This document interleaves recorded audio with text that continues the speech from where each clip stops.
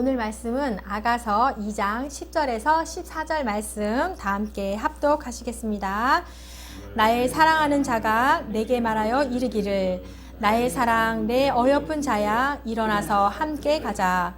겨울도 지나고 비도 그쳤고 지면에는 꽃이 피고 새가 노래할 때가 이르렀는데 비둘기의 소리가 우리 땅에 들리는구나. 무화과 나무에는 푸른 열매가 익었고 포도나무는 꽃을 피워 향기를 토하는구나. 나의 사랑 나의 어여쁜 자야 일어나서 함께 가자. 바위 틈 낭떠러지 은밀한 곳에 있는 나의 비둘기야 내가 내 얼굴을 보게 하라. 내 소리를 듣게 하라. 내 소리는 부드럽고 내 얼굴은 아름답구나. 아멘. 네, 아가라는 뜻은 시 중에 시, 노래 중에 노래, 최고의 노래라는 말씀이고요. 또 성경 66권의 책 중에 책이라고도 할 수 있습니다. 이 아가서를 통하여서 주님과의 깊은 교제를 만날 수 있는 최고의 책이라고도 할 수 있습니다. 아가서는 솔로몬 왕의 때, 왕시대 때, 초기 때 이렇게 기록한 것이고요. 또 잠언과 전도서와 아가서를 기록을 하였지요. 네, 이 아가서는 솔로몬 왕과 술람미 여인과의 사랑을 다루고 있습니다. 전도서 7장 28절에 보니까 내 마음이 계속 찾아보았으나 아직도 찾지 못한 것이 이것이라. 1000사람 가운데서 한 사람을 내가 찾았으나 이 모든 사람들 중에서 여자는 한 사람도 찾지 못하였느니라. 이 솔로몬 왕은요, 수많은 여인들을 이렇게 맞이하면서도 이상적인 여자를 계속 찾고 있었던 것을 볼 수가 있습니다.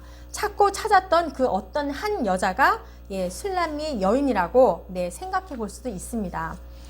그런데 만일에 이 아가서를요, 단순히 이 두 연인과의 인간적인 사랑만을 이야기를 했다라고 하면 성경책에 기록되지 않았을 겁니다.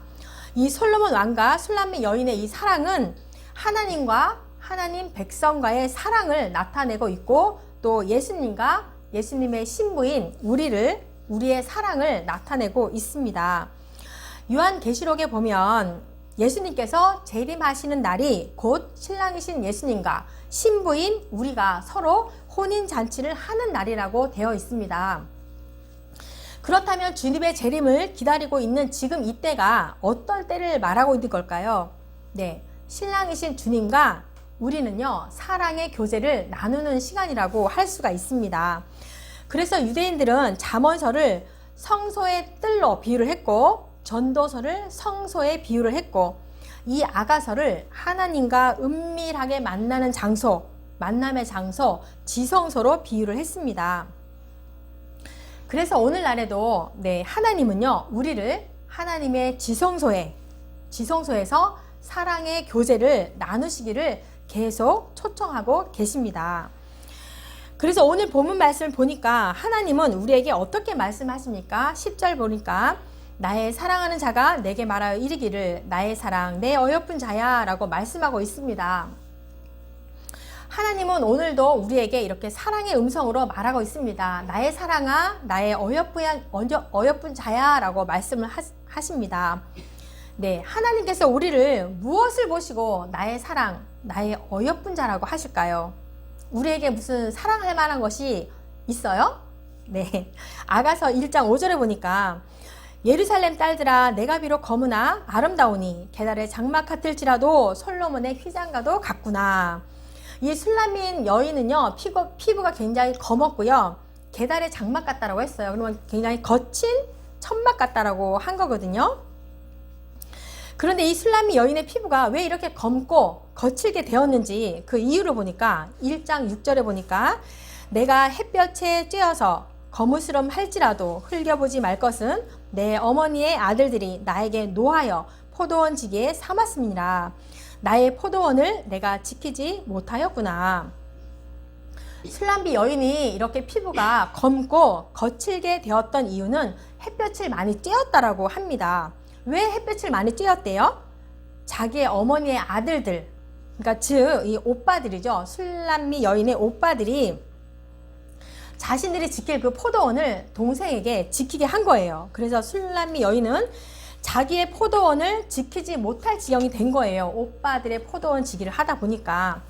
우리가 상식적으로 생각하면 여동생들은 오빠에게 참 사랑을 많이 받잖아요. 근데 이렇게 우리가 추측을 해볼 수가 있어요. 이 오빠들이 배다른 오빠일 수도 있고 정말 가정 형편상 어려워서 아버지가 안 계시는 그런 가정이기 때문에 집안에 앉아서 너가 얼굴을 꾸밀 시간이 있느냐, 만질 시간조차도 주지 않았던 그런 상황을 우리가 추측을 해볼 수가 있는데요.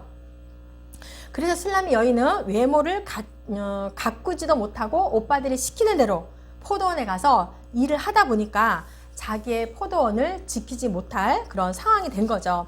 그래서 술람미 여인이 얼굴이 피부가 검고 거칠어졌다라고 이렇게 합니다. 그런데 참 이상해요. 술람미 여인은 내 피부는 검으나 아름답다고 합니다. 또 내 피부가 계달의 장막 같을지라도 솔로몬의 휘장과 같이 아름답다라고 합니다. 여러분들은 자기 자신에 대해서 어떻게 생각하고 있습니까? 이 술람미 여인처럼 피부가 검은데 이렇게 거친데 나는 이 세상에서 제일 아름다운 사람이야 라고 말할 수 있습니까? 네, 술람미 여인은 자기 자신에 대해서 이 세상에서 가장 아름다운 사람이라고 자신 있게 이렇게 말을 하거든요. 네, 내 피부가 검고 거칠지만 나는 이 세상에서 제일 아름답다라고 이렇게 이야기를 합니다. 왜 그랬을까요? 이 여인에게는요, 이 술람미 여인에게는 그 누구보다도 건강한 생각과 자아상을 가지고 있었습니다. 누가 흘겨본다 할지라도 나는 이 세상에서 제일 아름다운 사람이야 라고 당당하게 말할 수가 있는 거예요. 오늘 오전 설교에 보니까 창세기 47장에 그죠? 야곱도 보니까 이 나그네 인생을 살면서 험악한 세상을 살았다고 했어요.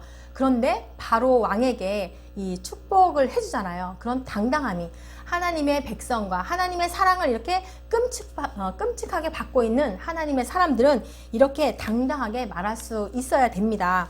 그래서 우리에게는 이런 건강한 자아상이 필요한데 우리가 건강해야만이, 내가 먼저 건강해야만이 세상 모든 만물들을 아름답게 볼 수가 있고 또한 나를 사랑해야만이 다른 사람들도 사랑할 수 있고 모든 상황들을 긍정적으로 볼 수가 있는 겁니다. 그래서 우리에게 필요한 것이 무엇입니까?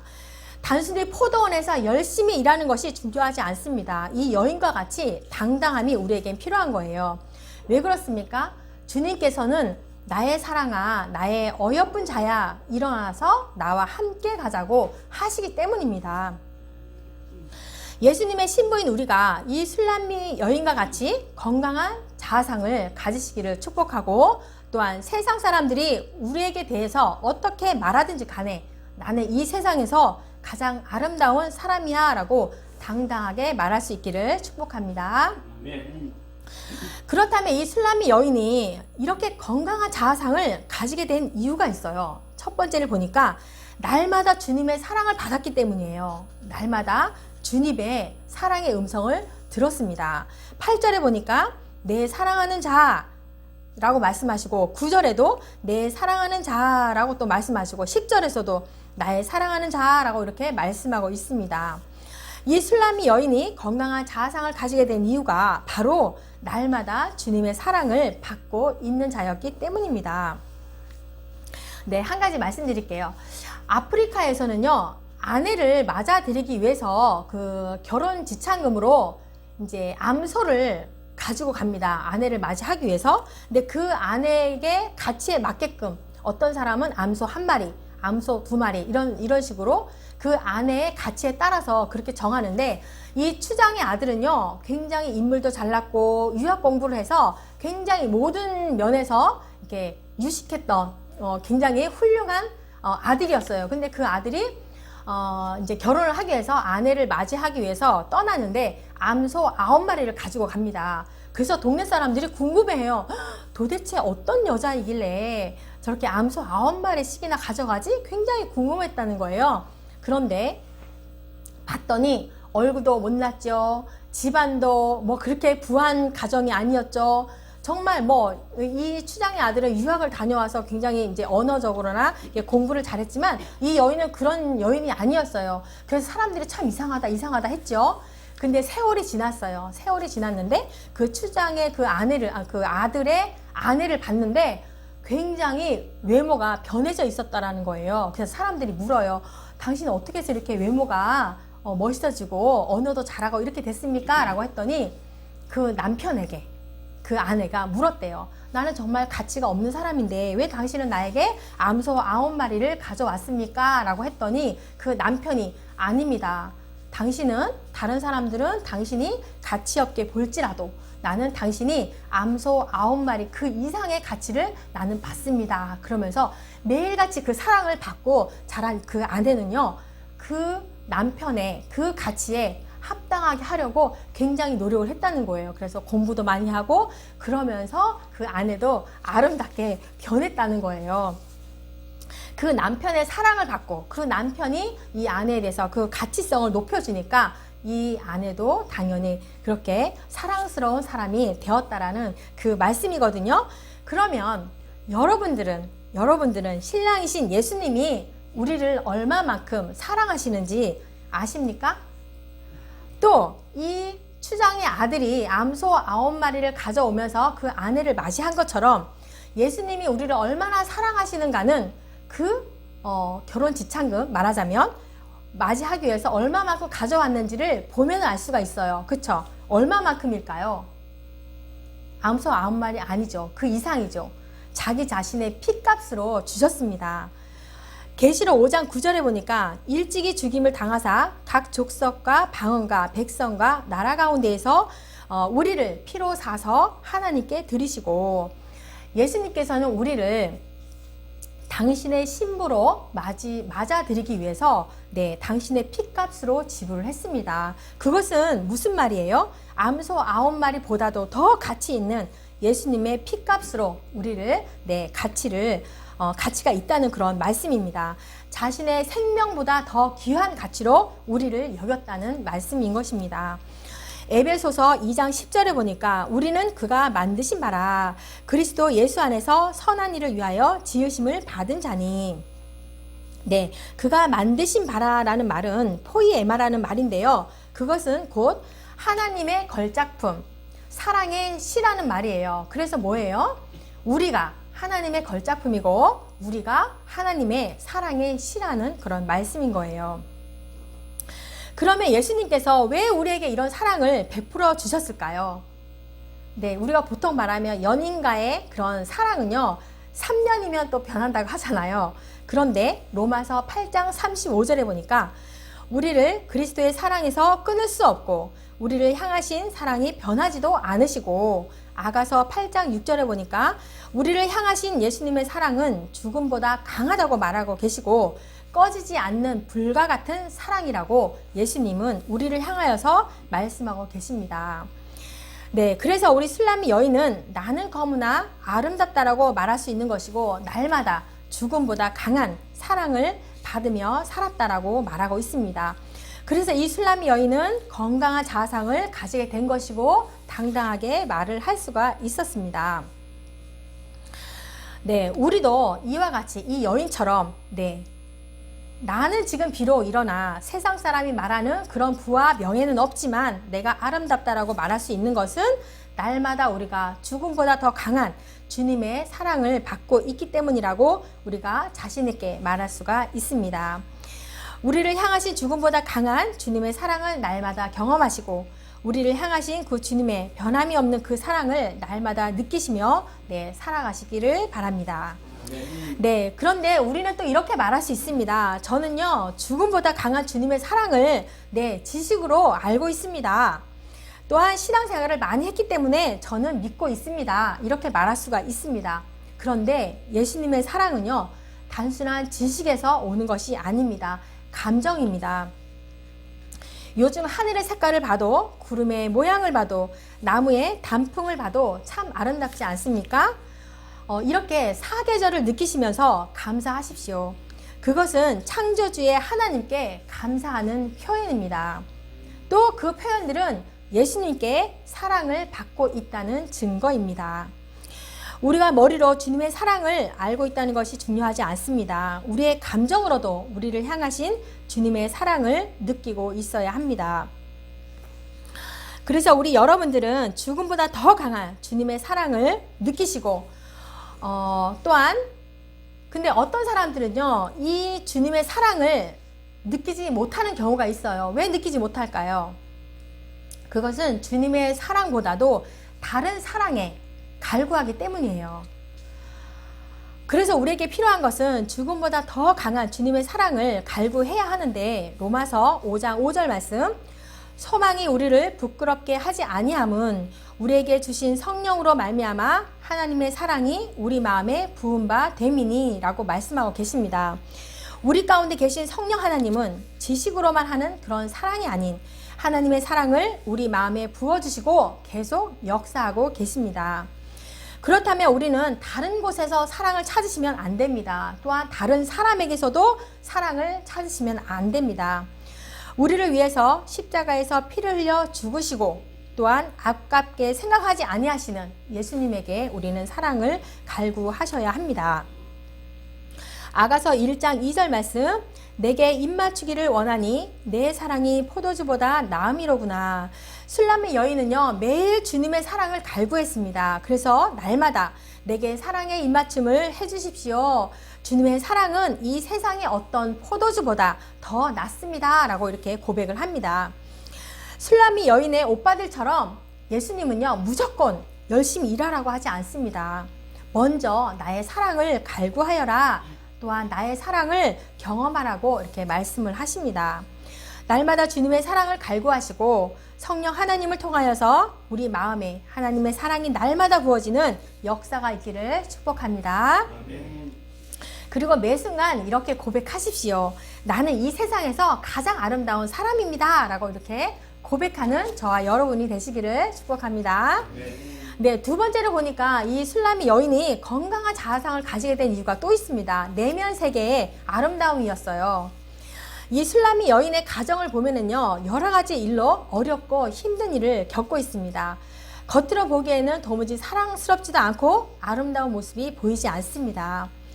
그래서 술람이 여인은 얼마든지 자신의 그 신세를 한탄하고 절망 가운데 살 수가 있어요. 또 자기 자신에 대해서 비참하게 생각할 수도 있어요. 그런데 술람이 여인은 그 상황을 탓하지 않습니다. 뭐라고 합니까?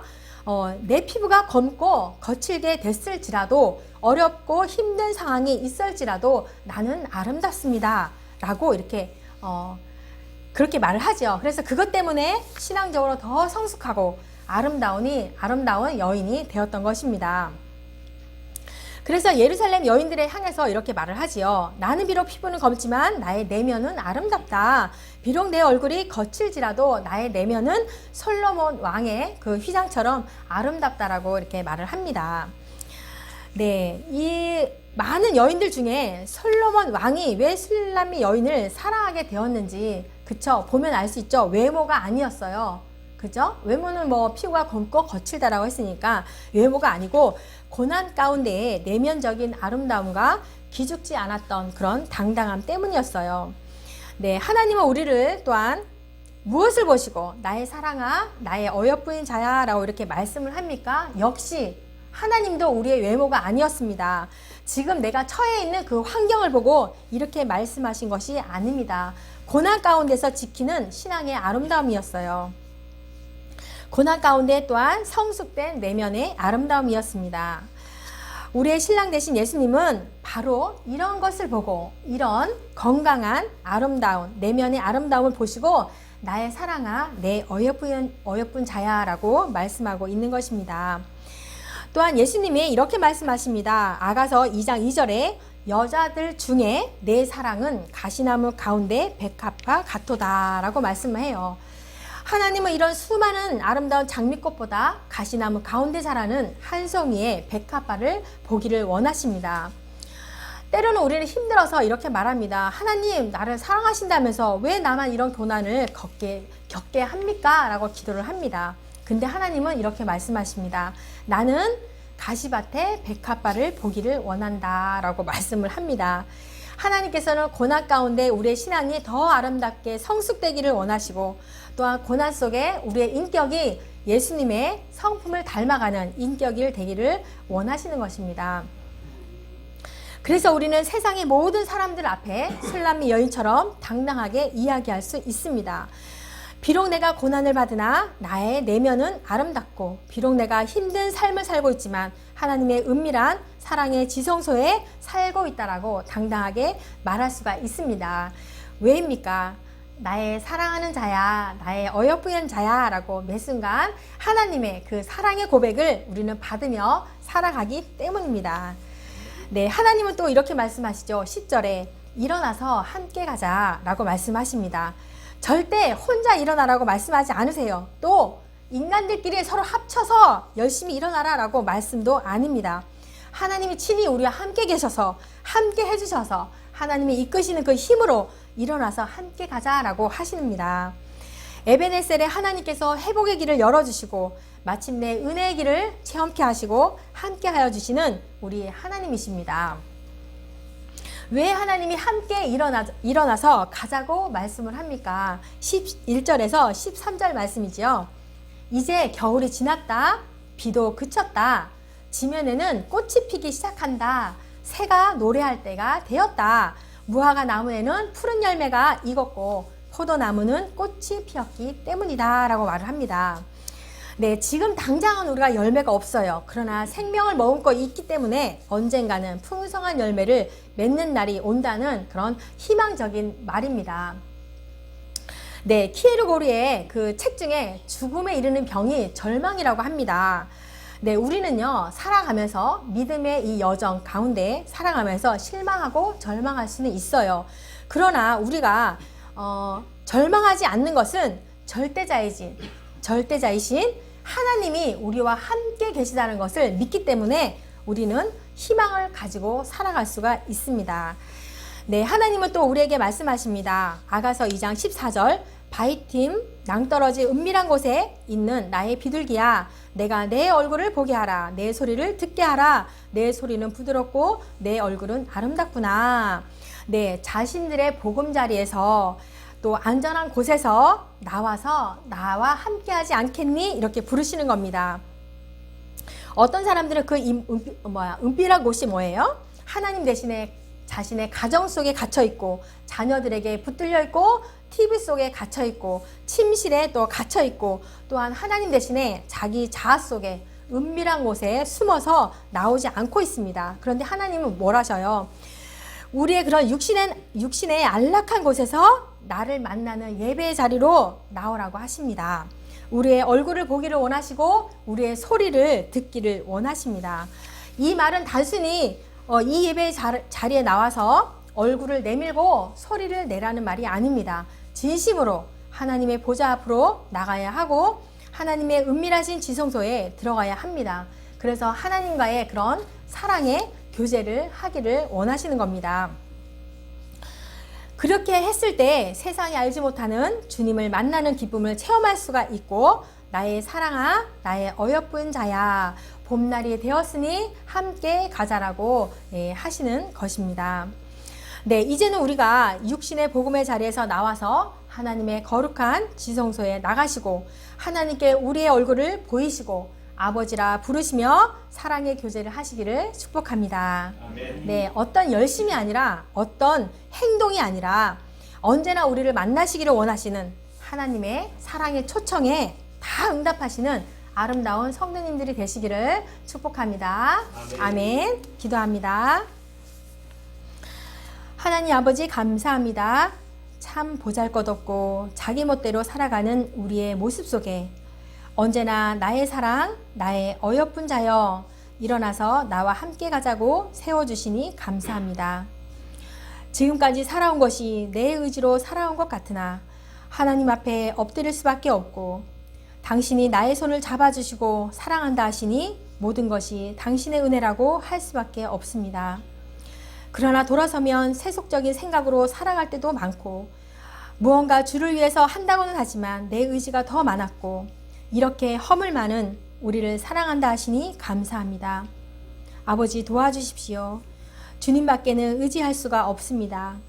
성령의 술에 취하여 사랑하게 하시며 무엇보다 주님의 사랑을 가득 안고 사역하게 하옵소서. 지금 세상은 하나님의 사랑이 부족하여서 다른 곳에 우상이 되어 살아가는 사람들이 너무나 많습니다. 속히 하나님의 사람들을 돌이키게 하시고 세상 것에 가치를 두지 않게 하시고 온전히 하늘의 가치를 두고 살아가는 저와 하나님의 백성들이 되게 하여 주시옵소서. 그리하여서 하나님의 형상대로 지음받은 대로 회복의 역사가 있게 하시고 각자에게 주어진 사명을 감당하며 아름다운 일을 하게 하옵소서. 모든 사역 위에 함께 하심을 믿으며 예수 그리스도의 이름으로 기도합니다. 아멘.